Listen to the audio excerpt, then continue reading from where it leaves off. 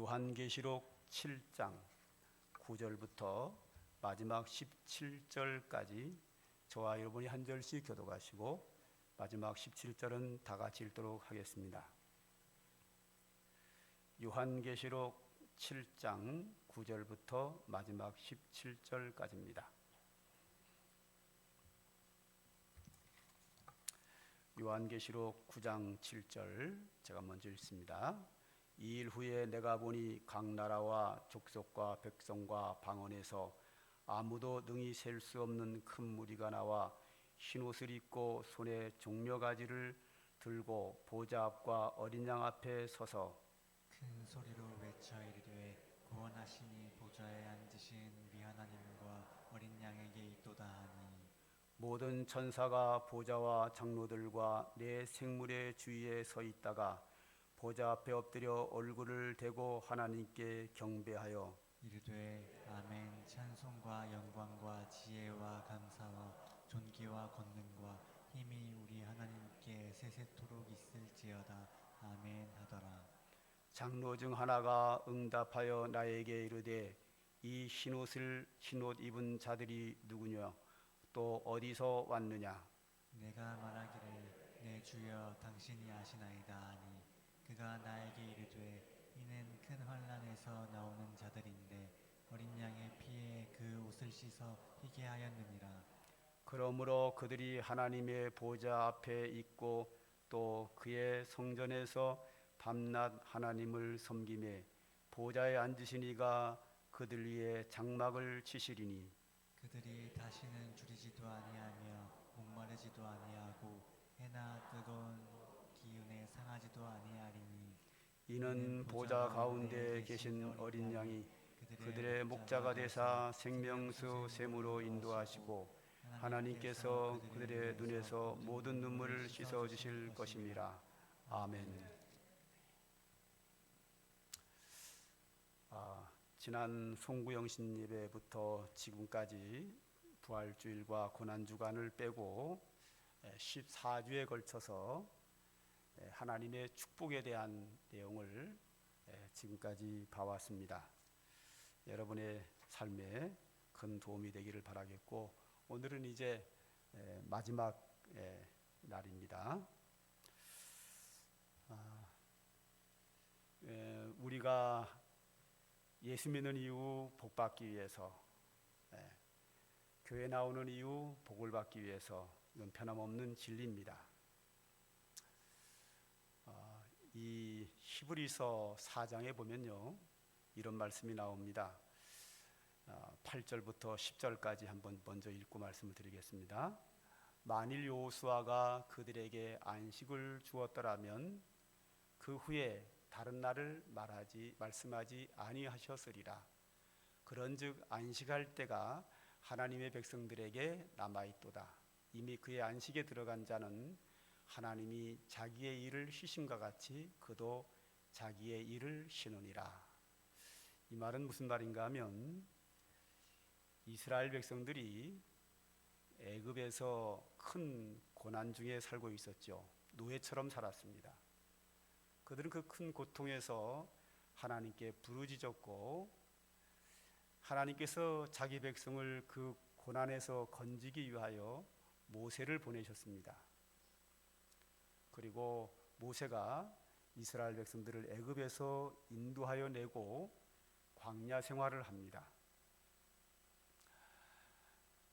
그리고 그 광야 생활 40년을 마치고 이제 그들이 가나안 땅에 들어가게 되는데요.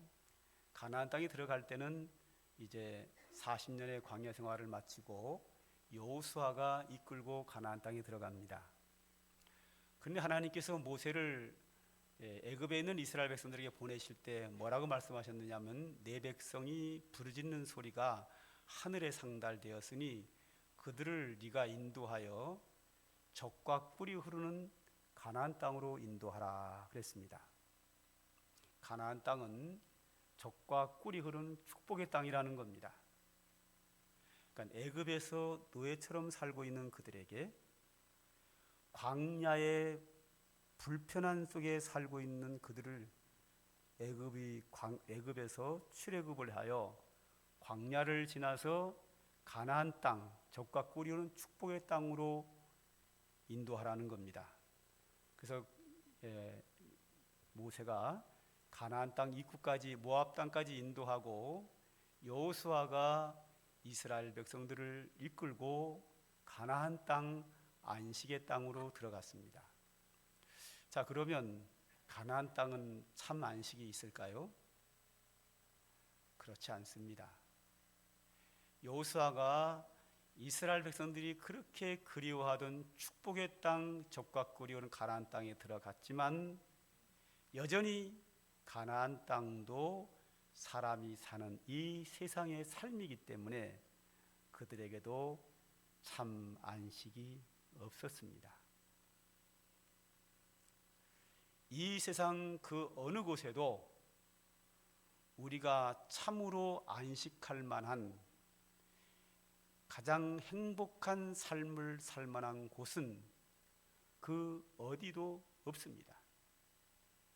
단지 이미 이 세상을 떠나서 하나님의 나라 천국에 들어간 사람만 이미 거기에서 현재 안식하고 있고, 그리고 이제 우리에게 참 안식할 만한 곳, 천국에 들어갈 날을 우리는 기다리고 있다.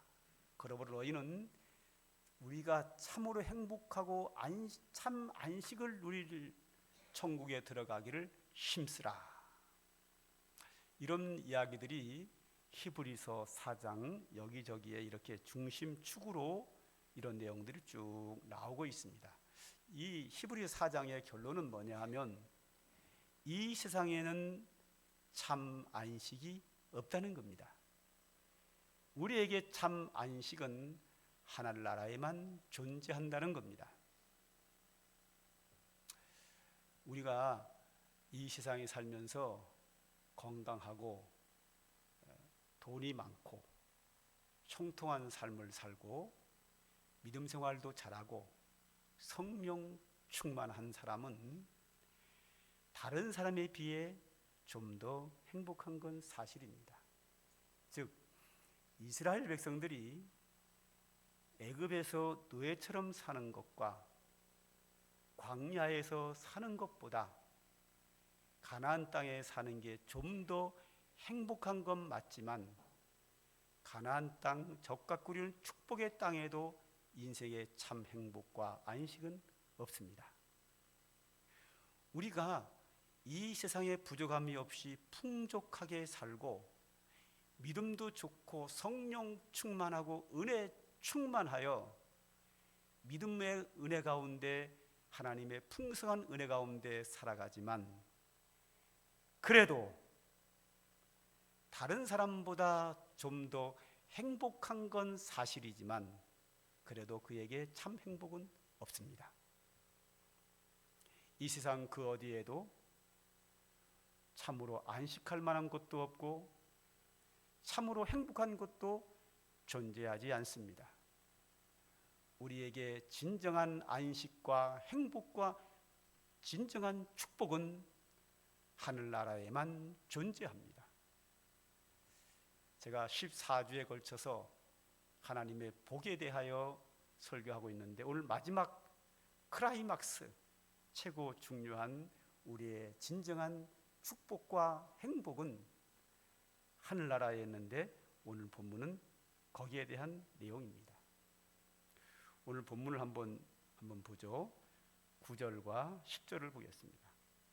내가 보니 각 나라와 족속과 백성과 방언에서 아무도 능히 셀 수 없는 큰 무리가 나와 흰 옷을 입고 손에 종려가지를 들고 보좌 앞과 어린 양 앞에 서서 큰 소리로 외쳐 이르되 구원하심이 보좌에 앉으신 우리 하나님과 어린 양에게 있도다 그랬습니다.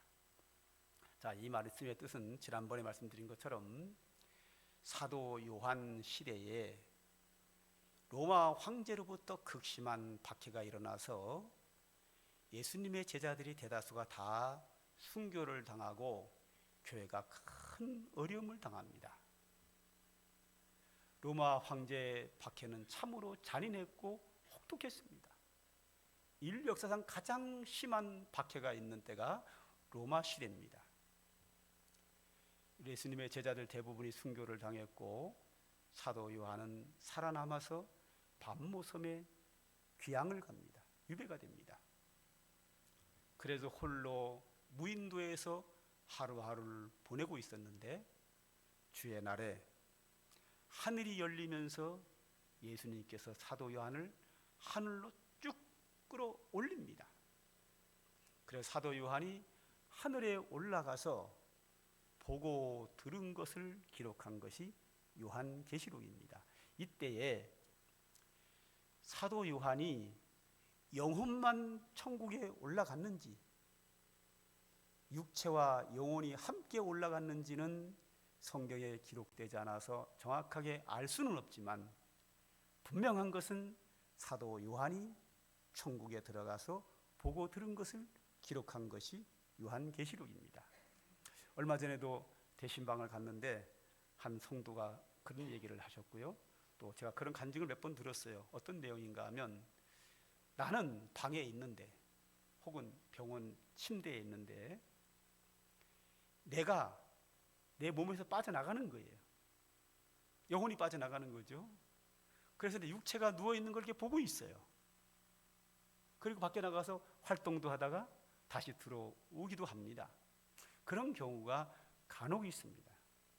마치 그런 식으로 사도 요한의 몸은 밤모섬에 있고 영혼만 하늘로 끌어 올라갔는지 아니면 사도 요한의 육체와 영혼이 함께 하늘에 올라갔는지는 성경에 정확하게 구분되어 있지 않아서 알 수 없지만 분명한 것은 사도 요한이 천국에 들어갔습니다.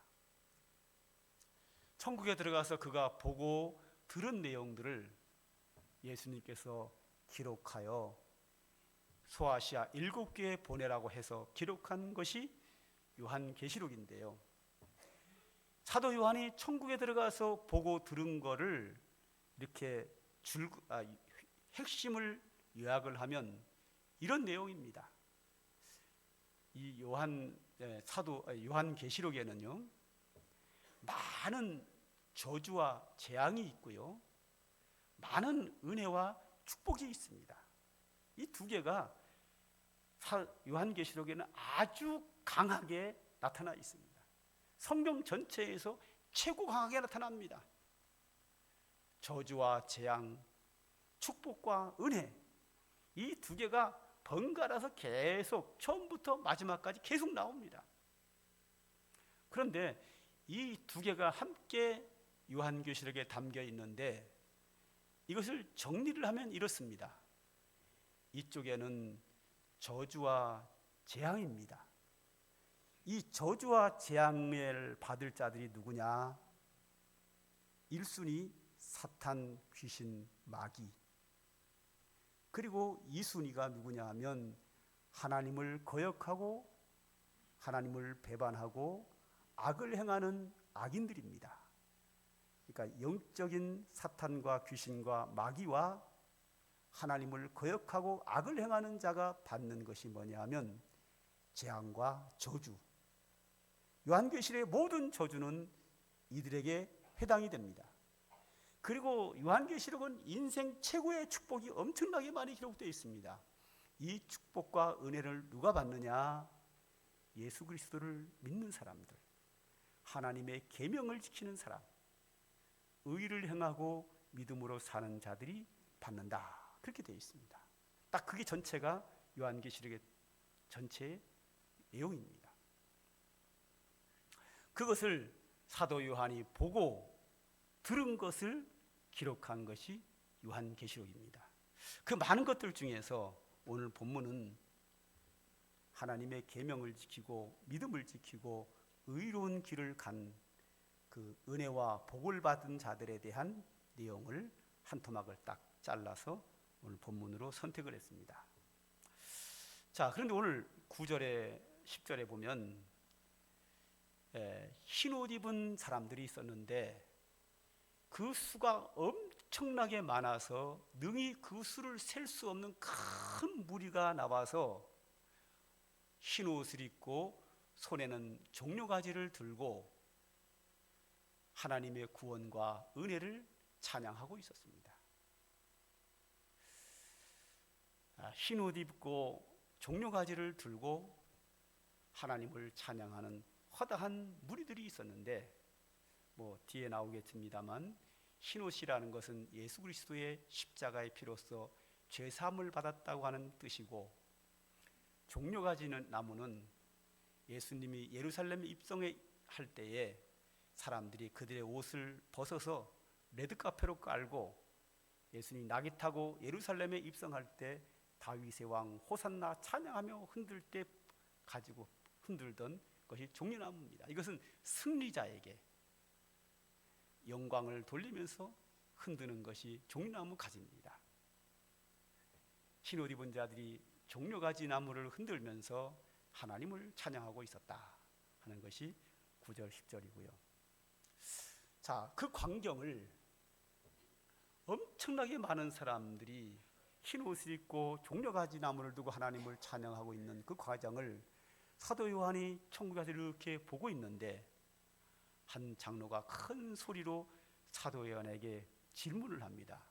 너는 저 흰옷 입은 자가 누군 줄 아느냐 하고 물어봐요. 사도 요한이 알 리가 없지요. 처음 가본 세상에서 노래 부르는 사람이 누군지 어떻게 알겠어요? 당연히 모르죠. 그래서 사도 요한이 대답을 이렇게 합니다. 우리 13절 14절을 읽고 싶으죠. 장로 중 하나가 응답하여 나에게 이르되 이 흰옷 입은 자들이 누구며 또 어디서 왔느냐?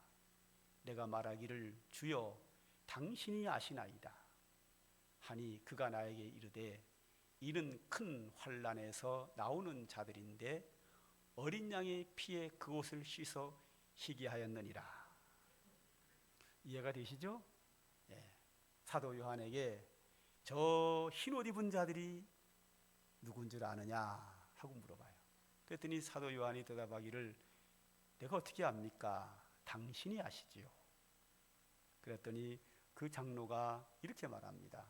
그 흰옷 입은 사람들은 큰 환난에서 나오는 자들인데 어린 양의 피에 그 옷을 씻어 희게 하였다라고 말합니다. 여기서 큰 환난에서 나온다는 말은 로마 황제의 무서운 박해 속에서 잘 견디고 믿음으로 승리했다 하는 말이 큰 환난에서 나오는 자들이다라고 표현됐고요. 어린 양의 피에 그랬습니다. 요한계시록에 어린 양이라는 말이 많이 나오는데요. 요한계시록에 나오는 어린 양은 무조건 예수님이거든요. 예수님의 십자가의 피에 그 옷을 씻어 희게 하였다. 그 허다한 셀 수 없는 큰 무리들이 있었는데 그들이 다 흰옷을 입었는데 그들이 입은 그 흰옷은 예수 그리스도께서 십자가에서 흘리신 피로써 그 옷이 하얗게 됐다라는 겁니다. 예수님의 십자가의 피가 사람의 옷을 하얗게 빨았다 그런 의미가 아니고요. 예수 그리스도의 십자가의 피로써 죄 사함을 받아서 모든 죄를 용서받은 하나님의 백성들이 모든 죄를 용서받았다는 그 의미로 흰옷을 입었고 예수님의 십자가의 은혜로 모든 죄를 용서받았다 그 의미로 흰옷을 입었고요. 그래서 어린 양의 피로써 그 옷을 씻어 희게 하였다 그렇게 표현을 합니다.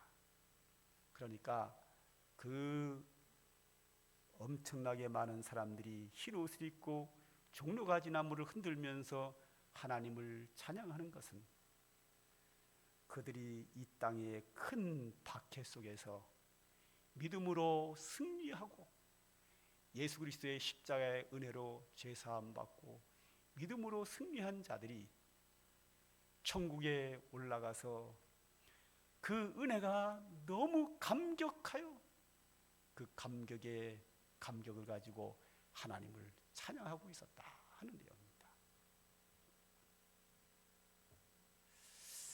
자, 여기서 한번 생각해 봐야 합니다.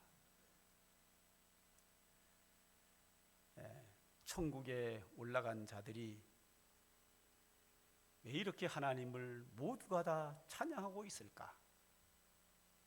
이 땅에 사는 동안에는 믿음으로 살았고 의인의 길을 갔습니다. 그런데 복을 받는 것이 아니라 큰 박해로 인하여 고난을 당하고 매를 맞기도 하고 옥에 갇히기도 하고 가난하게 살기도 하고 때에 따라서는 죽기도 하는 억울한 일을 수없이 많이 당하고 살았습니다. 오히려 믿지 않는 사람들보다 훨씬 더 어렵고 고난 속에 살았습니다. 물론 믿음으로 산 그들이기 때문에, 예수를 믿기 때문에, 하나님의 은혜를 알기 때문에 이 땅에 살 때도 하나님의 은혜를 감사하고 찬송하고 믿음 생활을 하며 박해를 견뎠지만, 그러나 육적으로는 큰 고난 속에 살았거든요. 그러다가 천국에를 들어갔습니다. 들어갔는데 이 세상에서 받은 고난과 어려움에 비해서 천국에서 받는 은혜와 축복은 너무 크기 때문에 이 흰옷 입은 자들의 그슬의 가슴 속에서는 은혜의 감격이 그 심령 속에 넘쳐나는 거예요. 이 세상의 고난과 비교할 수 없는 은혜. 그래서 성경은 이렇게 말합니다. 현재의 고난은 장차 올 영광과 좋게 비교할 수 없도다.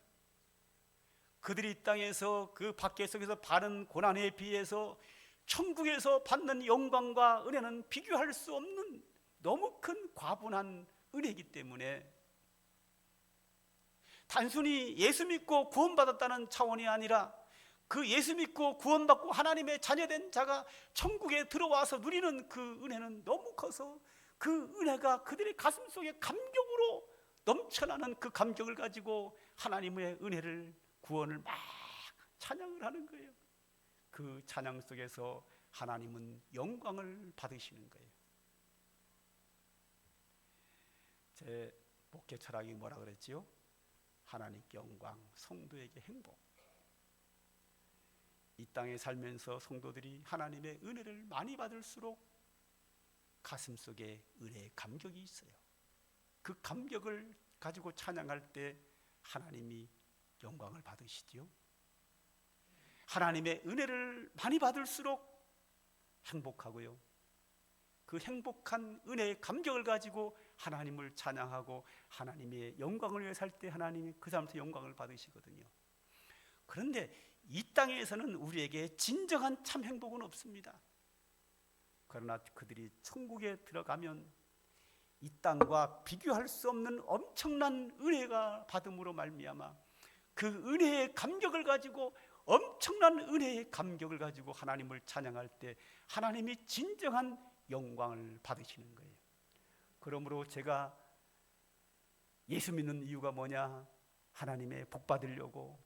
교회 다니는 이유가 뭐냐? 하나님의 복을 받으려고. 그러나 이 땅에서 받는 은혜와 행복은 천국의 은혜와 행복에 비해서 그림자밖에 안 되는 수준입니다. 제 목회 철학은 하나님께 영광, 성도의 행복이에요. 여러분들이 믿음 생활을 잘해서 하나님의 축복을 많이 받아서 행복할 때에 하나님이 영광을 받으시는데, 이것은 그림자에 불과하고 하나님께 영광, 성도의 행복이라고 하는 이 진정한 행복과 영광은 완전하게 이루어지는 것은 우리가 하나님 나라에 들어갈 때 비로소 완전한 행복, 축복, 하나님의 완전한 영광이 가장 아름답게 드러나게 됩니다. 할렐루야. 자, 그 다음에 이제 이 흰옷 입은 자들이 하나님을 찬양했다고 그러고, 이 흰옷 입은 자들은 예수 그리스도 피로서 제사함 받고 하나님의 자녀된 자리라고 믿음을 지킨 자들이라는 거고요.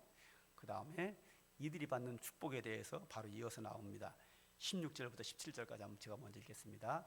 그들이 다시는 줄이지도 아니하며 목마르지도 아니하고 해나 아무 뜨거운 기운에 상하지도 아니하리니 이는 보좌 가운데 계신 어린 양이 그들의 목자가 되사 생명수 샘으로 인도하시고 하나님께서 그들의 눈에서 모든 눈물을 씻어 주실 것입니다. 할렐루야. 여기서 맨 처음에 시작을 뭐라고 하냐면 그들이 다시는 줄이지 않는다, 목마르지도 않는다, 해나 아무 뜨거운 기운에 상하지도 않는다. 그러니까 뭐냐면 다시는 세상의 고난을 받지 않는다. 할렐루야. 다 지나갔다. 세상에서 믿음을 지키고 살면서 당하는 불이익, 억울함, 다시는 그런 것을 받지 않는다. 여기 보면 아무 뜨거운 기운에 상하지 않는다는 말은 어떤 말인가 하면 베드로가 십자가에 거꾸로 매달려 가지고 장작을 쌓아놓고 그 위에 베드로를 올려놓고 불을 붙여서 화형을 시켜 죽이거든요. 그러니까 화형당하여 순교당하는 걸 말합니다. 이제 다시는 그렇게 순교당할 일도 없고 박해를 받을 일도 없고 세상에 그 어떤 고난도 받을 일이 없다. 다시는 그런 일이 없다. 다시는 저주가 없다라는 말이 이제 뒤에도 나오거든요. 다시는 저주도 없고 어둠도 없고 이런 우리에게 좋지 않은 것은 다시는 받을 일이 없다. 다 지나간 일이다. 그리고 이제 그 다음에 뭐라고 나오냐면 어린 양이 그들의 목자가 되사 생명수 샘으로 인도하시고 하나님께서 그들의 눈에서 모든 눈물을 씻어주신다. 여기서 모든 눈물을 씻어준다는 말이 뭐냐 하면 눈물 자국 있는 우리의 눈물을 물로 씻어준다는 그런 의미는 아니고요. 이 세상에서 흘린 모든 눈물, 고난으로 인한 눈물, 억울함으로 당한 눈물, 그 모든 억울함을 다 고난과 억울함 모든 것을 다 해소시켜 주신다.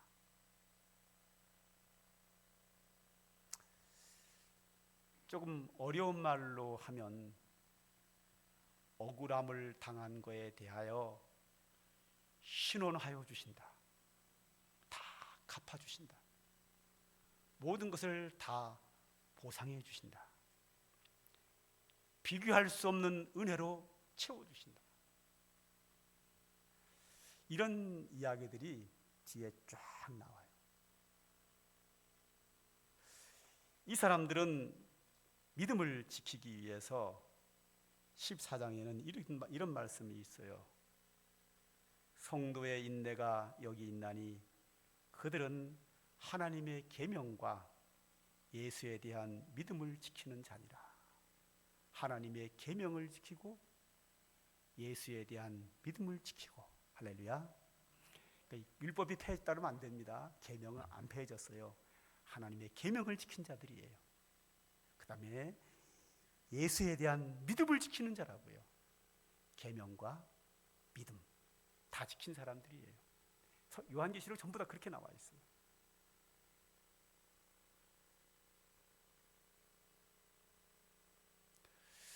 이제 이들은 이곳에서 참 안식과 영원한 행복을 누리고 사는 겁니다. 여기에 인생의 진정한 행복과 축복이 있습니다.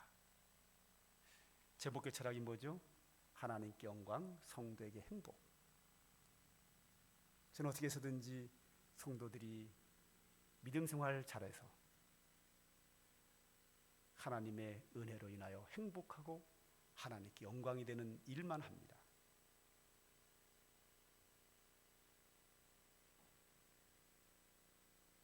그런데 제가 말씀드리는 이 진정한 하나님께 영광, 성도의 행복은 천국에서 이루어집니다. 이 자리에 계시는 사랑하는 성도 여러분, 인생 최고의 행복과 하나님께 영광 돌리는 이 축복을 한 사람도 빼앗겨서는 안 됩니다. 천국에서 반드시 이 은혜와 하나님께 영광을 돌리는 일을 반드시 우리가 누려야 합니다. 그러기 위해서 하나님의 계명을 지켜야 되고 예수 그리스도에 대한 믿음을 지켜야 합니다. 우리는 이유 없이 예수 믿는 이유는 은혜 받으려고, 복 받으려고 믿습니다. 교회 나오는 이유는 무조건 은혜 받으려고, 복 받으려고 나옵니다. 이것이 우리의 신앙생활의 1번입니다. 다른 건 다 못해도 하나님을 기쁘게 믿음으로 살아서 은혜와 복은 받아야 합니다. 한 해와 하나님의 은혜와 복을 받으면, 천국에서 하나님의 엄청난 은혜와 복을 받으면 은혜를 많이 받을수록 그 은혜는 그들의 가슴 속에 감격으로 넘치게 되어 있습니다. 예수 믿는 이유, 교회 다니는 이유, 은혜 받아야 합니다. 복을 받아야 합니다. 그래야 내 가슴 속에 은혜가 감격으로 나타납니다. 이 은혜의 감격을 가지고 헌신하셔야 합니다. 교회에서 이 은혜의 감격이 없이 교회 일을 하면 보상을 바라게 되어 있습니다. 보상을 받을 때 내 입맛에 안 맞으면 결국은 그 사람이 교회에 해가 되는 일을 하게 됩니다. 그러면 교회도 어려워지고 본인도 불행해집니다. 그러므로 우리는 반드시 교회 나오는 이유가 은혜 받으려고 나와서 은혜를 받아야 합니다. 은혜 받은 자가 그 가슴 속에 은혜의 감격을 가지고 하나님의 교회 유익을 위하여, 하나님의 영광을 위해서 헌신해야 합니다. 대가 없이 그냥 헌신해야 합니다. 그래서 제가 늘 부르짖는 얘기가 있죠. 은혜 받고 헌신하자. 영원히 변하지 않는 진리입니다. 교회 나오는 사람들은 이 두 가지 외에 그 어떤 것도 하면 안 됩니다. 내 속에 은혜의 감격이 없으면 교회 일하는 데 집중하지 말고 은혜 받는 것에 집중해야 합니다. 은혜를 받아서 하나님의 은혜가 내 가슴 속에 충만할 때, 그때 비로소 헌신하는 일을 그때 해야 합니다. 이것이 안 맞으면 굉장히 어려워집니다. 본인에게 불행해집니다.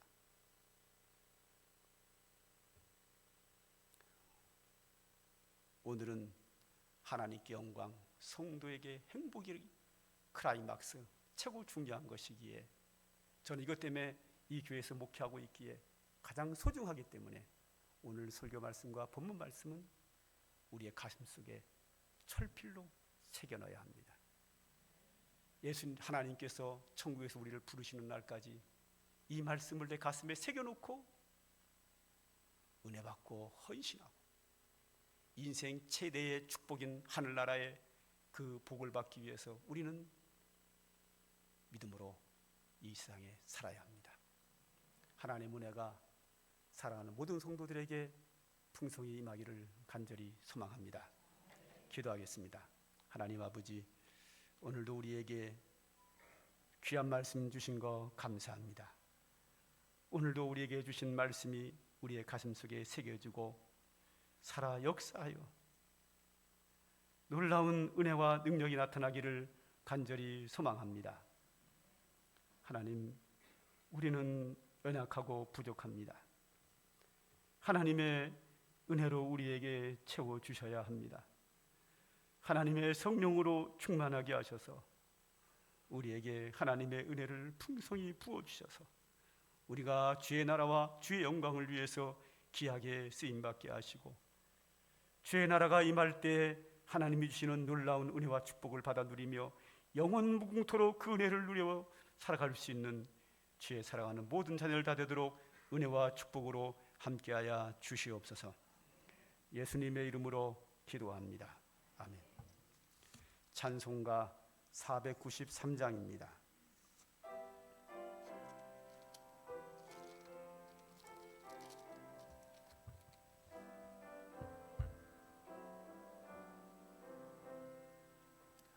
하늘 가는 밝은 길이 내 앞에 있으니 슬픈 이를 많이 보고 늘 고생하여도 하늘 영광 밝음이 어두운 그늘에 치니 예수 공로 의지하여 항상 빛을 보도다.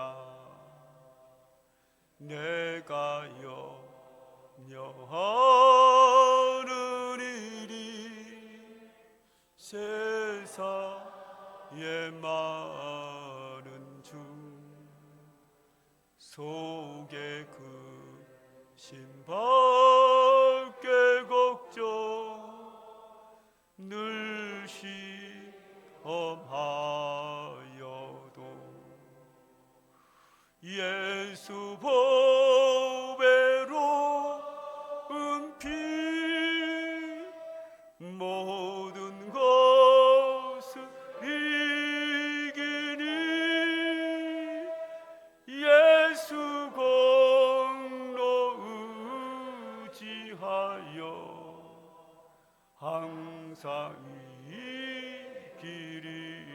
이기리로다. 내가 저 성 바라보고 가까이 왔으니 아버지의 영광 집에 나시고 싶도다. 나는 부족하여도